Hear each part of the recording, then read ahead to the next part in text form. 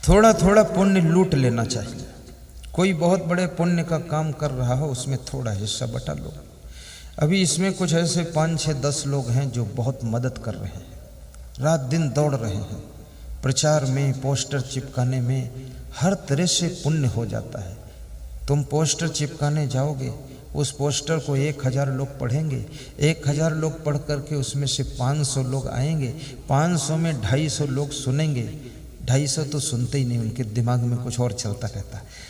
और 250 में 100 लोग समझेंगे और 50 लोग धारण करेंगे, तो 25 लोग सुधरेंगे।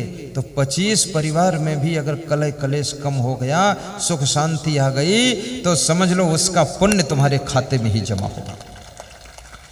इसलिए प्रचार प्रसार में भी मदद करना चाहिए।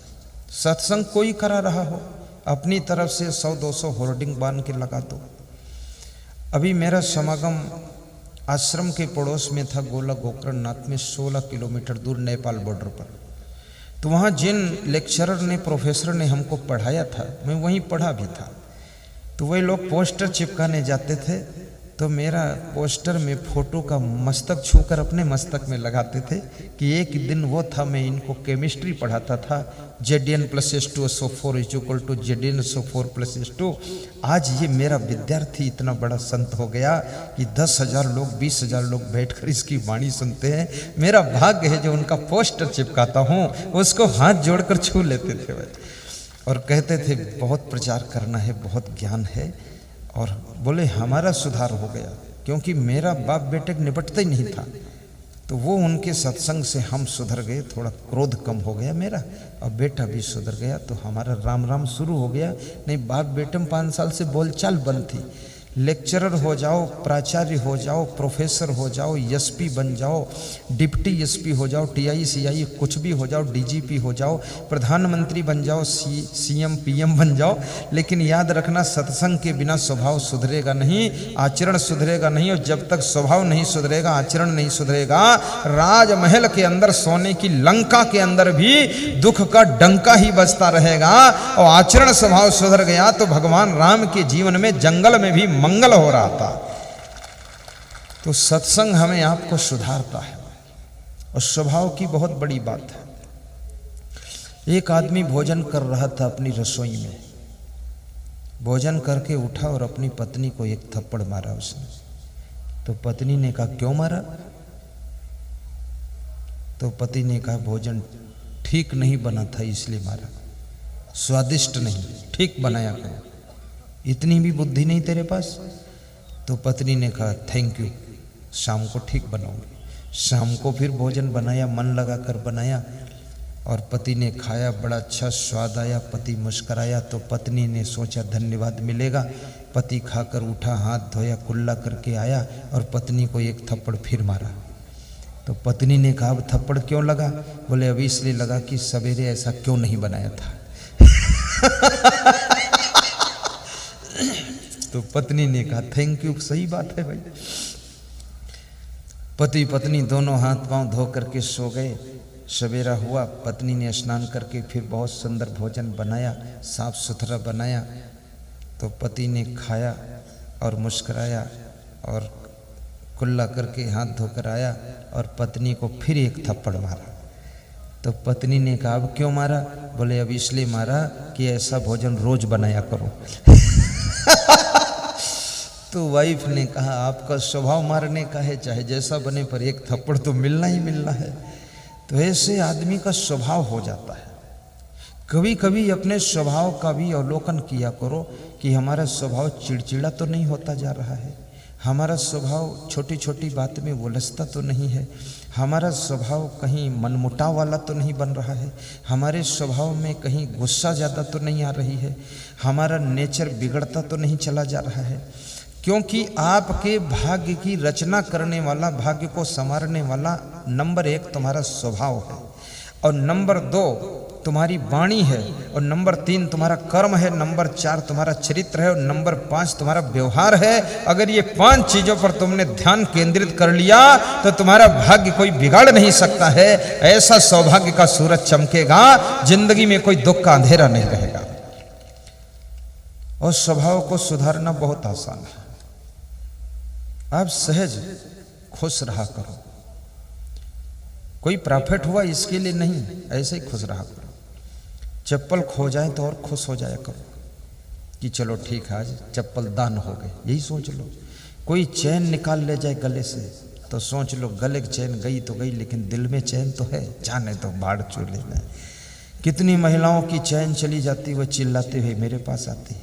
तो मैंने कहा चैन गई, तेरा गला थोड़े गया है, और दूसरी नई बनवा के पहन लेना, इतना क्या हैरान हो। तो बोले इतना ज्ञान कहाँ है। तो हमने कहा ज्ञान दे दिया, जाओ मुस्कुराओ, निकलो यहाँ से। हमारे दुबे परिवार को धन्यवाद देना, याद जो आनंद आ रहा है ये उनकी देन है। रात में रबड़ी खिलाया है, उसी की एनर्जी काम कर रही है। मैंने कहा मैं रबड़ी नहीं खाऊंगा, दूसरी कटोरी मंगाओ, कम कर दूं। बोले नहीं, ज़्यादा नहीं, पूरी खा लो, कल प्रवचन करना। हमने कहा वही तो चिंता है, ज़्यादा रबड़ी खाओगे तो प्रवचन गबड़ी हो जाएगी। संयम रखना पड़ेगा। तो बोले नहीं आज खा लो गुरुदेव। तो खा लिया, खैर कुछ तकलीफ नहीं हुई। लेकिन मैं ये घी भी नहीं खाता हूँ, क्योंकि मेरा गला खराब हो सकता है ज़्यादा, और मेरे गले का ही काम है, और फिर मुझे बहुत स्वस्थ रहना जरूरी है। तुम बीमार भी हो जाओगे तो भी सुन लोगे सत्संग, अब मैं बीमार हो गया, सुना कहाँ पाऊँ। और फिर मेरे सत्संग 12 महीने लगे हैं, एक दिन भी छुट्टी नहीं। अब मैं 6 महीने बाद वापस आश्रम जाऊँगा, 6 महीने बाद, 6-7 महीने वनवास ही रहेगा सब। उधर घूम के देखना नहीं, नेपाल तरफ 2 दिन आपके यहाँ, 2 दिन बैतूल जिला, फिर वहाँ से सिवनी जिला, और फिर वहाँ से गुजरात, गुजरात से छत्तीसगढ़, छत्तीसगढ़ से शिवपुरी जिला। अब मेरे को आनंद भी आता है, मैं गाड़ी में चलूँ तो भी ठीक, और कभी कभी मैं ट्रैक्टर पर भी बैठ लेता हूँ। कोई भगत जिद करता है थोड़ा ट्रैक्टर पर बैठो, तो हम बैठ जाते हैं। और मैं सब गाड़ी चला भी लेता हूँ, ट्रैक्टर भी चला लेता हूँ, और बस भी चला लेता हूँ, मोटरसाइकिल लेकिन चलाया नहीं हूँ 20 साल से। अब थोड़ा थोड़ा भूल भी गया है, लेकिन आता है। माइक भी चलाना आता है, झाड़ू लगाना बहुत अच्छा आता मेरे को। इसलिए बताता हूं ताकि तुम भी छोटे छोटे काम करने में शर्म ना करो। बढ़िया पोछा लगाओ, सफाई रखो घर की, और गाया करो गीत, गुरुजी गुरुजी पुकारा करेंगे, तुम्हारी शरण में गुजारा करेंगे। गुरुजी गुरुजी पुकारा करेंगे, तुम्हारी शरण में गुजारा करेंगे।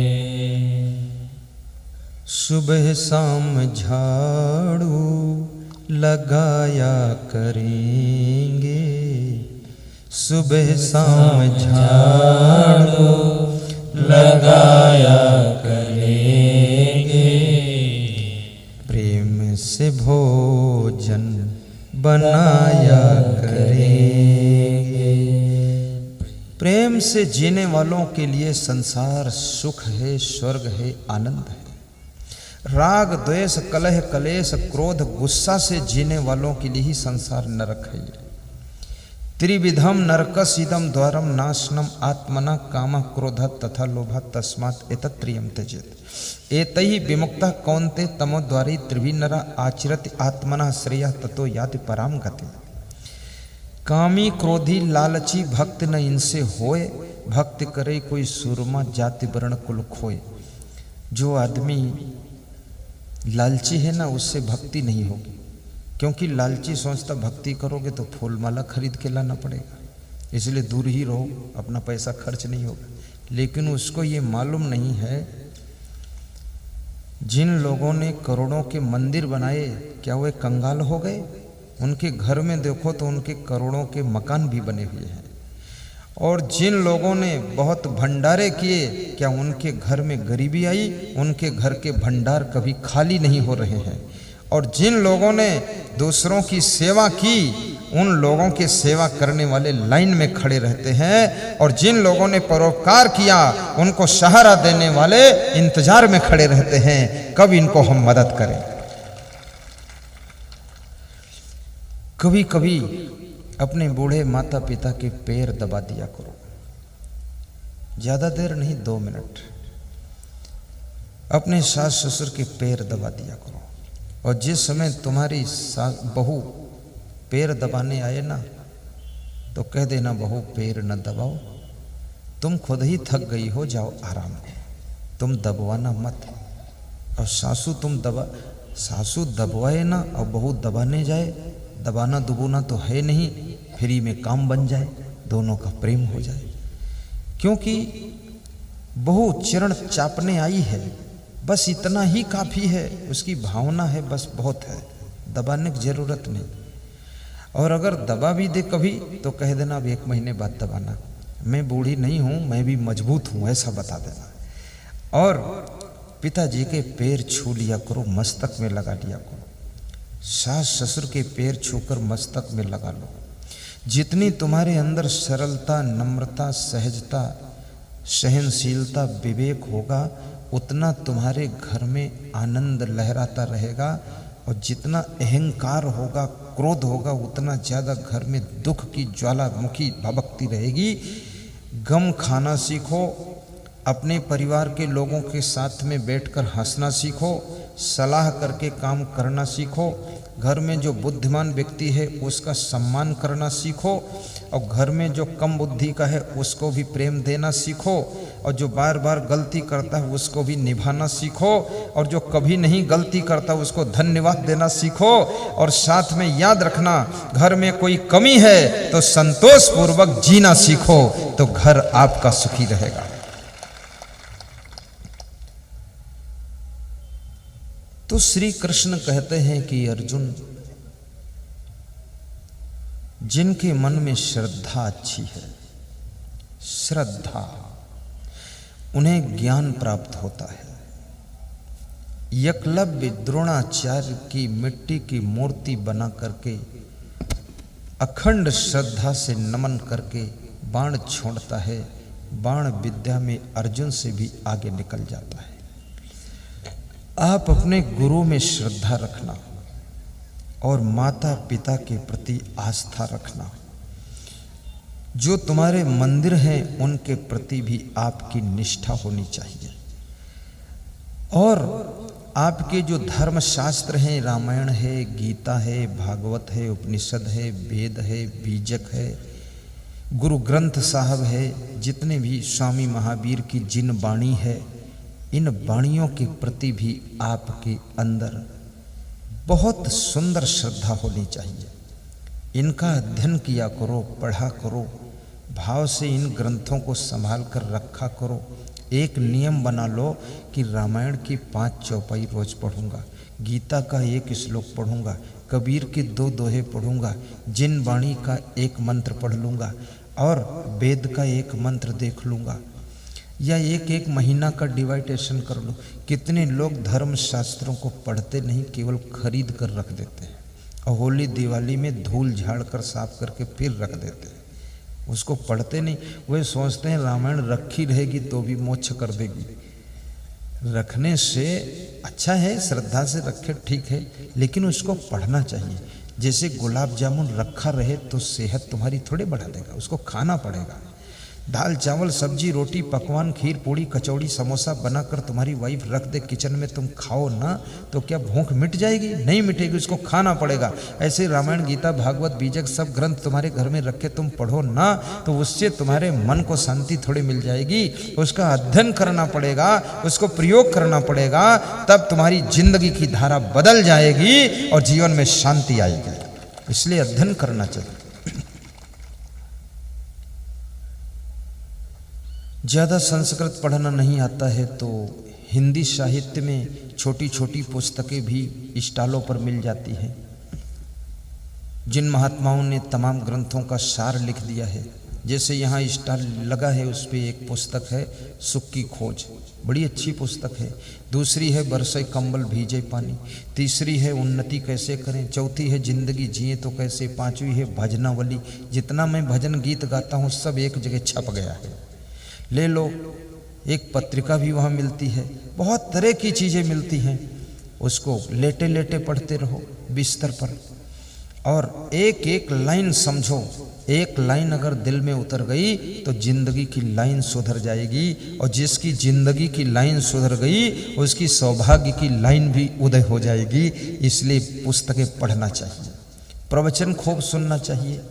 9 बजे रात को आस्था भजन में, 6:50 पर आस्था चैनल में, और यूट्यूब में असंग देव असंग साहिब चैनल है, परोपकार चैनल है, सुखद सत्संग चैनल है।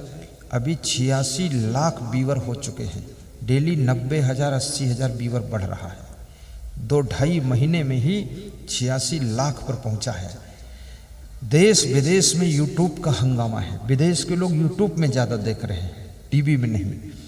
तो करीब करीब 10-12 देशों से न्योता आया है कि आप मेरे यहाँ प्रवचन करो। तो भाइयों बहनों, आपका जीवन आध्यात्मिक बनना चाहिए, क्योंकि आपके जीवन में 2 बातें हैं। एक तो शरीर है जिसके लिए भौतिक तत्वों की जरूरत है, दूसरे आत्मा है जिसकी शांति के लिए आध्यात्मिकता की आवश्यकता है। आपके शरीर को रोटी कपड़ा मकान चाहिए, सत्य बात है, लेकिन रोटी कपड़ा मकान से क्या आत्मा को शांति मिल सकती है? नहीं मिल सकती है, क्योंकि रोटी कपड़ा मकान से मन संतुष्ट नहीं होता है। मन तो जब सत्संग पाता है, ज्ञान पाता है, तब मन सुधरता है। इसलिए रोटी कपड़ा मकान का भी इंतजाम करो, बिजनेस करो, खेती बाड़ी करो, राजनीति करो, सब कर लो, लेकिन साथ साथ में मन को संभालने के लिए, आत्म शांति के लिए आपको सत्संग से जुड़ना आवश्यक है, आपको आध्यात्मिक होना आवश्यक है, भक्ति करना आवश्यक है, थोड़ा ध्यान लगाना भी आवश्यक है, और धर्मार्थ परमार्थ सेवार्थ में मन लगाना आवश्यक है। तब आपकी आत्मा को शांति मिलेगी। अभी एक सज्जन यूपी में कह रहे थे कि हम बहुत धन कमा चुके हैं। तुमने कहा तो फिर तो पूरा हो गया सब। बोले शांति फिर भी नहीं मिली। तुमने कहा तो अब क्या करते हो? बोले अब भंडारा करता हूँ। तुमने कहा उससे क्या हुआ? बोले आधी शांति मिली। तुमने कहा सत्संग कराया करो, सत्संग सुना करो, पूरी शांति मिल जाएगी। बोले सत्संग तरफ ध्यान लग गया है मेरा। अब आपके पास में धन जब आता है ना, तो धन अंधा करता है आदमी को। रावण के पास धन आया था, वो धनांध हो गया, मदांध हो गया। धन सही दिशा में तुमको तभी लेकर जा सकता है जब धन के साथ में धर्म हो। किसी गांव में आग लग गई, छोटी कहानी है, सुना दूं? तो उस गांव में एक कुम्हार रहता था और दूसरा धोबी रहता था। दोनों में दोस्ती थी, दोनों के पास पास घर थे। तो कुम्हार जो था वो लूला लंगड़ा था, दौड़ नहीं पाता था, और धोबी जो था वो अंधा था, उसको दिखता नहीं था। तो जब आग लगी, गांव के लोग भागे, तो धोबी भागता था, लेकिन जिधर आग जलती थी उसी में घुस जाता था। तो लोग कहते रहे उधर मत जाओ, जल जाओगे इधर। तो बोले किधर जाऊं? बोले दिखता नहीं तो किधर बताऊं तेरे को। तो उस कुम्हार ने कहा कि धोबी देवता, तेरे को दिखता नहीं और मैं चल पाता नहीं, मैं लूला लंगड़ा हूं, तो मेरे को तू कंधे पर बिठा ले, तो मैं देखता रहूंगा, रास्ता बताऊंगा, और तेरे पैर मजबूत हैं, तू पैरों से चल, तेरे पैरों से मैं पार हो जाऊं, मेरी आंखों से तू पार हो जाए, मैं रास्ता बता दूंगा, आंखों से देख करके तो दोनों आग से बच जाएंगे। तो दोनों ने एक दूसरे को सहयोग किया, पार हो गए। याद रखना, ये धन तो अंधा होता है और ये धर्म जो है आंख वाला होता है। दोनों की दोस्ती हो जाए तो भवसागर से तुम पार हो सकते हो, दुख की ज्वाला से पार हो सकते हो। एक विचारक ने बहुत अच्छी बात कही है, केवल कहने से भूख मिट सकती नहीं, गुलाब पर ही नजर टिक सकती नहीं। केवल कहने से भूख मिट सकती नहीं, गुलाब पर ही नजर टिक सकती नहीं, है दोनों की जरूरत इंसान के लिए, यानी भौतिक और आध्यात्मिक दोनों की जरूरत है। धन भी चाहिए, धर्म भी चाहिए।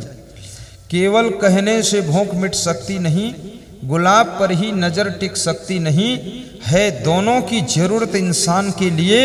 एक चक्का से गाड़ी चल सकती नहीं, एक चक्का से गाड़ी चल सकती नहीं। स्कूटर का एक पहिया निकाल लो तो क्या सिंगल पहिए से स्कूटर चलेगा? नहीं चलेगा। ऐसे आपके जीवन की गाड़ी के 2 पहिया हैं, एक भौतिक है, दूसरा आध्यात्मिक है। इसलिए धनवान भी बनो, गरीब भी मत रहो, और साथ में धर्मवान भी बनो, अधर्मी भी मत रहो, तो आपके जीवन की गाड़ी के दोनों पहिए कंप्लीट रहेंगे, तो सुख शांति की मंजिल पर ये गाड़ी जरूर पहुंचेगी और अंतिम में मोक्ष की मंजिल भी मिलेगी। इसलिए आपको धनहीन होने की जरूरत नहीं है, नहीं, बुद्धि लड़ा के धन भी कमाओ, दिमाग लगाइए, सेटिंग कीजिए, और धार्मिक कार्यों में भी रुचि रखो, अन्यथा तुम्हारा धन तुमको दारू पीने के लिए ले जाएगा। रावण के पास धन था, वो दारू पीता था। सोचो, तुम्हारा धन तुमको 5 स्टार होटलों में भटकाएगा, तुम्हारा धन तुमको हीरोइन के साथ डांस करा देगा, तुम्हारा धन तुम्हें ऑर्केस्ट्रा में खड़ा कर देगा, तुम्हारा धन तुमसे न मालूम क्या क्या कुकर्म करा देगा। और जब साथ में धर्म होगा ना, तो धर्म जो है धन को इतना कंट्रोल करता है कि गलत राह में तुमको जाने से रोक लेता है। इसलिए धर्म भी हो और धन भी हो, ताकि आपके घर में सुख शांति हो और माताएं बहनें भी खुश रहें, तुम भी खुश रहो, जिंदगी धन्य है। आपके गांव में सत्संग भी होना चाहिए। यहाँ बहुत से गांव से लोग आए हुए हैं, सबके गांव में कम से कम ज़्यादा नहीं, 1 बार 2 बार प्रवचन होना चाहिए। अब मुझे बुलाओ, मैं आ जाऊंगा, चुपके से बुलाओगे बोलता हुआ चलाऊंगा, रात में बुलाओगे दिन में आ जाऊंगा, सपने में बुलाओगे जागने में खड़ा मिलूंगा, फट से आ जाऊंगा, क्योंकि मैं सबसे सस्ता महात्मा हूँ। सस्ता माल और ओरिजिनल माल खूब ले जाओ। और मेरा उद्देश्य ही है, मेरे गुरु ने कहा था, आश्रम में आराम न करना, भक्तों की झोपड़ी में ही गुजारा कर लेना, और जब तक ताकत है तब तक सत्संग ही करते रहना, रेस्ट की जरूरत नहीं है। दुनिया में बहुत भटकाव है, घर घर में कलह कलेश है, दुख है, सबके मन बिगड़ रहे हैं, गुस्सा बहुत आती है, लालच भी आ जाता है, अहंकार भी अंदर अंदर घुमड़ता है। तो ये सब मन की निर्मलता के लिए तुमको जाना पड़ेगा। तो मेरे गुरुदेव ने कहा है कि जाओ गांव-गांव में सत्संग करो, इसलिए मैं आता हूँ और मुझे अच्छा भी लगता है, क्योंकि आप लोगों का जो प्रेम है, स्नेह है, जब तुम हंसते हो ना तो हमारी थकान उतर जाती है, और जब तुम ताली बजाते हो ना तो हमारी नींद भी भाग जाती है, और जब तुम मुस्कराते हो तो हमारा नाश्ता हो जाता है। समझ लो, हम बहुत भाग्यशाली हम हैं। तुमको तो इतने लोगों को केवल मेरा दर्शन मिलता है, और मुझ अकेले को इतने ये 10,000 लोगों का दर्शन मिलता है। तुम्हारे अंदर भी तो आत्मा रूपी परमात्मा है, तुम्हारे अंदर भी तो महानता है, दिव्यता है, भक्ति है, श्रद्धा है। तो तुम तो एक का दर्शन पाते हो 10,000 लोग, और मैं अकेले 10,000 लोगों का दर्शन पाता हूं, तो कितना पुण्य मेरा होता होगा, सोचो। तुम कोई साधारण नहीं हो। इसमें बहुत सी माताएं तो सीता का रूप लेकर बैठी हैं, बहुत सी तो माताएं राधा का रूप लेकर बैठी हैं, बहुत सी पुरुषगण ध्रुव प्रहलाद की तरह भक्त बनकर बैठे हैं, बहुत से लोग राम कृष्ण की तरह बैठे हैं भाव लेकर के। वो तो राम की रामायण लिखने वाले तुलसीदास से तुम्हारी रामायण कोई लिखने वाला नहीं, उससे कठिन तुम्हारी रामायण है, बहुत लंबी चौड़ी। अगर लिख दे कोई तो फिर चालू हो जाएगी वो भी कथा कोई करने लगेगा। मंगल भवन मंगल हारी, मंगल भवन मंगल हारी, द्रव हो सो दशरथ अजीर बिहारी, द्रव हो सो दशरथ अजीर बिहारी। तुम्ही मेरे मंदिर, तुम्ही मेरी पूजा, तुम्ही देवता हो, तुम्ही देवता हो, तुम्ही मेरे मंदिर, तुम्ही मेरी पूजा। पूजा तुम ही देवता हो, तुम ही देवता हो। बोलिए सद्गुरु भगवान की जय। श्रद्धवा लभते ज्ञानम तत्परा संयतेन्द्रिया। श्री कृष्ण कहते हैं जिसके अंदर ज्ञान होता है उसकी पहचान क्या होती है? ज्ञानी की पहचान क्या है? ज्ञानी वह नहीं है जो ज्ञान की बातें केवल बोलता है। ज्ञानी वह भी नहीं है जो कि ज्ञान की बातें करता है। ज्ञानी वह भी नहीं है जो ज्ञान की बातें केवल सुनता है। तो ज्ञानी कौन है? ज्ञानी कौन है? ज्ञानी की पहचान क्या है? अभी बता दूं कि कल बताऊं? अभी बता देता हूं। ज्ञानी की पहचान होती है, जो ज्ञानी होता है ना वो तत्पर होता है। तत्पर किसे कहते हैं? तत्पर कहते हैं धर्म के कार्यों के लिए जो कभी लापरवाही नहीं करता है, कर्तव्य पालन में जो कभी भी प्रमाद नहीं करता है, जो अपने कर्तव्य के प्रति एक्टिव रहता है, तुरंत अपना कर्तव्य पालन करता है, उसको ज्ञानी कहते हैं। और संयतेन्द्रिया, ज्ञानी की दूसरी पहचान है कि उसकी इंद्रियां उसके बस में रहती है। बहुत बड़ी बात है इंद्रियों को बस में करना। ज्यादातर लोग इंद्रियों के बस में रहते हैं। जिधर आंख कहती है उधर जाते हैं, जो कान सुनना चाहते वही सुनाते हैं। वे कान के बस में है, आंख के बस में, जीभ के बस में। जिसमें कि जीभ रूपी इंद्री के बस में तो बहुत लोग हैं। ये जीभ सबसे खतरनाक और सबसे बलवान इंद्री है, जीभ। और जीभ का कंट्रोल होना बहुत कठिन है। खाने बैठो तुम, ये जीभ स्वाद के कारण ज्यादा खिला देती है। तुम बोलने चलो तो ये जीभ फालतू बातें बोल जाती है, और बोलने के बाद खुद ही फंस जाते हो तुम कि हम बोल गए, हम तो बात में फंस गए। तो जीभ नियंत्रण में लोगों की बहुत कम है। और जीभ एक ऐसी इंद्री है जिसके पास में दो काम है। आपके पास में आंखें दो हैं, काम एक है केवल देखने का। एक आदमी कह रहा था भगवान ने दो आंखें छोटी छोटी लगा दी, इससे अच्छा एक बड़ी आंख मस्तक में बीच में लगाते, हैलोजन लाइट जैसी, दूर तक देखते 50 किलोमीटर तक। तो हमने कहा चलो भगवान की सृष्टि में संशोधन करो तुम। क्या लोग हैं। और भगवान ने दो आंखें क्यों लगाई है? इसका कारण क्या है? क्योंकि आदमी बड़ा शैतान है। ये बचपन से शैतानी करता, धमाल करता, उपद्रव करता है। तो शैतानी में कहीं एक आंख फूट जाए तो दूसरी से काम तो चल जाए जिंदगी भर, इसलिए दो लगा दी। वो बहुत होशियार है, वो भगवान के काम में संशोधन कर रहे हैं। फिर उसने एक और तर्क किया। उसने कहा ये जो कान लगे हैं ढक्कन जैसे, इसका क्या काम है? ये फालतू टंगे हैं दो इधर उधर। तो मैंने कहा वो इसलिए लगा दिया भगवान ने कि जब तुम्हारी आंखें खराब होगी तो चश्मा टेस्ट कराओगे, चश्मा लगाओगे तो रखोगे क्या? तो चश्मा स्टैंड पहले से बना दिया। चश्मा स्टैंड लगा दिया तो उसके समझ में आ गया।